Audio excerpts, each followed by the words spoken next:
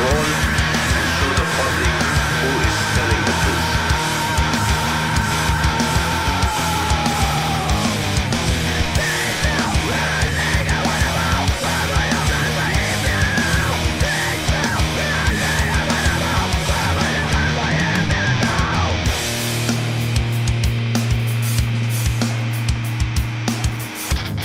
Ito po ang aking salaysay.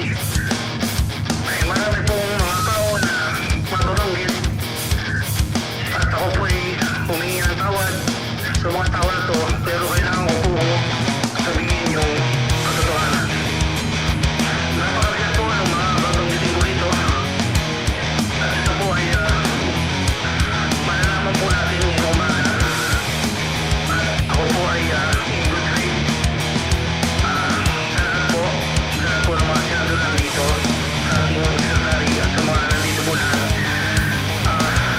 Simulan ko na po ang aking sinadang salaysay. Wala namang kaya nga pinagpapasalamat ko kahit nasugatan yung mga pulis natin talagang maximum tolerance. Doon naman ako napabilis talaga. Nakita nyo naman ang mga ginawa ng mga Colombians doon, di ba? Basta talaga those 70 plus were apprehended will be charged and they were thinking of arson and other things. Salamat ito. Both to the police and kaya lang, meron akong isang pulis na nalagay sa alanganin ng buhay.